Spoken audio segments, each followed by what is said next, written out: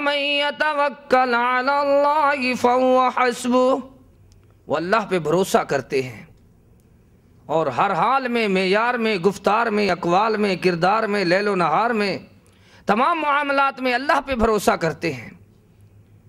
توحید بیان کرتے ہیں تو اللہ پہ توکل ہے، بدعات کا رد کرتے ہیں تو اللہ پہ توکل ہے، اور دنیا میں جو بھی معاملہ ہے ہر حال میں اللہ پہ بھروسہ اور توکل کرتے ہیں، جس طرح اللہ تعالی نے فرمایا وَمَن يَتَوَكَّلْ عَلَى اللَّهِ فَهُوَ حَسْبُهُ۔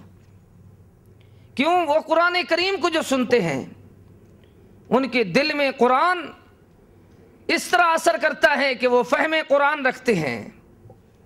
کس طرح فہم قرآن ہے اس کی ایک مثال آپ سمجھیں۔ رسول اکرم صلی اللہ تعالی علیہ وآلہ وصحبہ وسلم ایک دن اپنے شاگرد سیدنا عبداللہ ابن مسعود رضی اللہ تعالی عنہ کو بلاتے ہیں، تعال آ میرے یار دیندار، دین کی بہار، پیارے ابن مسعود آ مجھے قرآن کریم سنا۔ کیا فرما رہے ہیں؟ مجھے قرآن سنائیے۔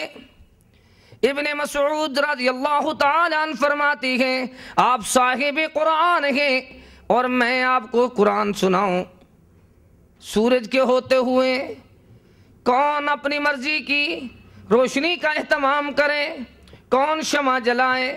اللہ کے محبوب آپ صاحب قرآن ہیں اور آپ فرما رہے ہیں ابن مسعود مجھے قرآن سنا۔ آج اگر ہم یہ اہتمام کرتے ہیں تو یہ سنت ہے، قرآن کریم کا سننا اور سنانا۔ سبحان اللہ، صحابہ کرام کو اللہ کے رسول قرآن سنایا کرتے تھے۔ کس طرح؟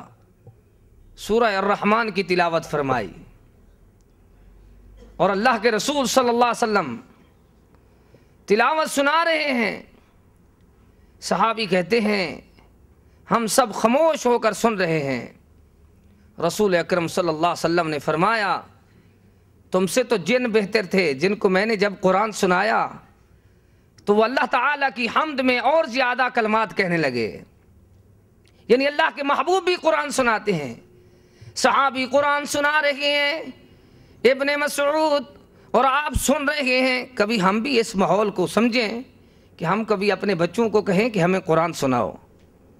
ہوتا کیا ہے کہ ہمارے بچے ہمارے اخراجات پہ پڑھتے رہے ہیں، لیکن جب ہمیں امید ہوتی ہے کہ رمضان شریف سنائیں گے تو ان کو کچھ نہیں آتا۔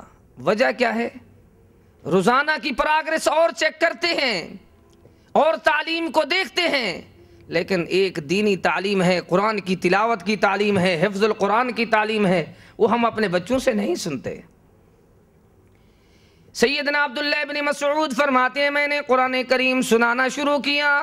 بسم اللہ الرحمن الرحیم، یا ایہا الناس اتقوا ربکم الذی خلقکم من نفس واحدہ وخلق منها زوجها وبث منهما رجالا كثيرا ونساء واتقوا الله الذي تساءلون به والأرحام ان الله كان عليكم رقيبا۔ ابن مسعود فرماتے ہیں میں اسی طرح سورہ نساء کو سناتا جا رہا ہوں، محبوب کریم حبیب کبریا محمد مصطفیٰ صلی اللہ تعالی علیہ وسلم سن رہے ہیں، اور دیکھیں کس طرح سن رہے ہیں۔ جب میں تلاوت کرتے کرتے اس آیت مبارکہ پر پہنچا فَكَيْفَ إِذَا جِئْنَا مِنْ كُلِّ أُمَّةٍ بِشَهِيدٍ وَجِئْنَا بِكَ عَلَى هَؤُلَاءِ شَهِيدًا۔ آپ نے فرمایا قَالَ حَسْبُكَ، بس کرو، کافی ہو گئی ہے تلاوت۔ ابن مسعود سنا رہے ہیں فَكَيْفَ إِذَا جِئْنَا مِنْ كُلِّ أُمَّةٍ بِشَهِيدٍ وَجِئْنَا بِكَ عَلَى هَؤُلَاءِ شَهِيدًا۔ اور آپ کیا فرماتے ہیں؟ قَالَ حَسْبُكَ، بس کریں، ٹھہر جائیں، کافی ہو گئی ہے تلاوت، اختتام کریں۔ سیدنا عبداللہ ابن مسعود فرماتے ہیں میں نے پیارے محبوب کے پیارے چہرے کو دیکھا۔ چہرہ کیسا؟ ما رأيت ولا سمعت بمثله فی الناس کلہم بمثل محمد. صحابی کہتا ہے محمد صلی اللہ علیہ وسلم کا ایسا پیارا چہرہ ہے، نہ کسی آنکھ نے ایسا خوبصورت چہرہ دیکھا ہے اور نہ کسی کان نے سنا ہے. اب لوگوں کے اندر جو عقیدے کے کمزور ہیں اور ہمارے اندر فرق کیا ہے؟ ہم کہتے ہیں وہ بنی ہوئی چیز اتنی خوبصورت ہے جس کے چہرے پہ پسینہ آئے پیارے محبوب کے، اور اس طرح پسینہ چلتا ہے جس طرح موتی چمکتے ہوں. یہ بنی ہوئی چیز ایسی خوبصورت ہے تو اس کے بنانے والا اللہ کیسا خوبصورت ہوگا؟ ہر خوبصورت چیز بنانے والے کاریگر کے کمالات کی دلیل ہے. یہی وجہ ہے لوگوں نے بنی ہوئی چیز کی تو تعریفیں کی ہیں، بنانے والے مالک کی ذات کے ساتھ شرک، بدعات، رسومات، اس کے اللہ اکبر صفات میں مخلوق کو شریک کر دیا ہے. جبکہ کاریگر نے ایک خوبصورت ایسا رسول بنایا، سبحان اللہ، وہ رسول رو رہا ہے قرآن سن کر. صحابی کہتا ہے میں نے تلاوت کا اختتام کر کے محبوب کے چہرہ مبارک کو دیکھا تو داڑھی مبارک آنسوں سے تر ہو چکی تھی. کیا وجہ تھی؟ وہ قرآن کریم کا فہم رکھتے تھے، قرآن کو سمجھتے تھے. آج اسی قرآن کے مقابلہ میں لوگوں نے اور آوازیں بنائی ہیں، اللہ کے کلام کے مقابلہ میں بندوں کے کلام بنائے ہیں. وہ مخلوق کے شرکیہ کلام بچوں کو سنائے جاتے ہیں. اور پروگرام کہاں سے؟ انڈیا سے. پروگرام کہاں سے؟ برطانیہ سے، انگلینڈ سے. یہ چینل چلتے ہیں، اس کے اندر جی دینی پروگرام ہے کیا؟ شرکیہ نعتیں، شرکیہ نظمیں، غلط قسم کے قرآن و سنت کے خلاف اشعار. کیا وجہ ہے کہ اس کتاب کو تم نے کیوں چھوڑ دیا؟ یہ کتاب تو ایسی ہے، کتاب الہدا میں یہ تاثیر دیکھی، بدلتی دنیا میں تقدیر دیکھی. یہ تو ایسی کتاب ہے کہ اللہ تعالی نے فرمایا میرے محبوب ہم نے آپ کو شعر و شاعری نہیں سکھائی، ہم نے آپ کو شاعر نہیں بنایا، بلکہ ہم نے تو آپ پر نزل علی محمد وہو الحق من ربہم، حق اور سچ کے ساتھ قرآن نازل فرمایا.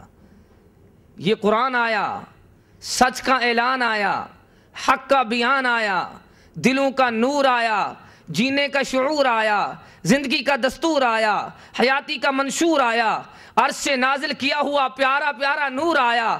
آپ دیکھیں تو صحیح اس قرآن کریم میں کیا احکامات کیا ہیں. ویسے تو کہتے ہیں قرآن سچی کلام ہے، لیکن احکام قرآن، پیغام قرآن، اعلان قرآن آپ دیکھ لیں ہے کیا. اللہ تعالیٰ کا قرآن اعلان کرتا ہے وَمِنَ النَّاسِ مَن يَشْتَرِي لَهْوَ الْحَدِيثِ لِيُضِلَّ عَن سَبِيلِ اللَّهِ بِغَيْرِ عِلْمٍ وَيَتَّخِذَهَا هُزُوًا أُولَئِكَ لَهُمْ عَذَابٌ مُهِينٌ.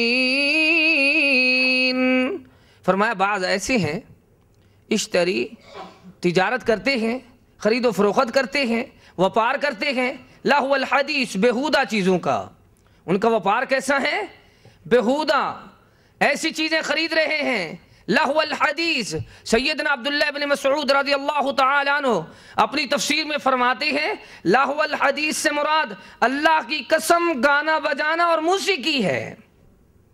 کیا مراد ہے لہو الحدیث سے؟ گانا بجانا اور موسیقی. یہ آواز موسیقی کی، گانے بجانے کی قرآن کی آواز کے، حدیث کی آواز کے مقابلے میں بنائی گئی ہے. رسول اکرم صلی اللہ علیہ وسلم فرماتے ہیں میں مزامیر کو ختم کرنے کے لیے آیا ہوں. ہمیں کون سی آواز پسند ہے؟ سچ کے اعلان کی، حق کے بیان کی، رب کے کلام کی، یا کوئی اور آواز؟ دیکھیں ہر آدمی اپنے گریبان میں جھانکے کیوں آئی ہے یہ آواز؟ شیطان نے بنائی ہے.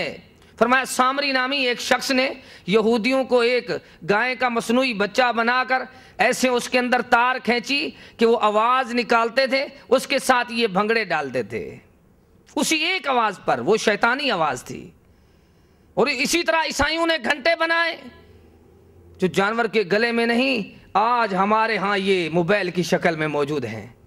نماز میں آئے ہیں جناب موبائل چل رہا ہے، بیان سن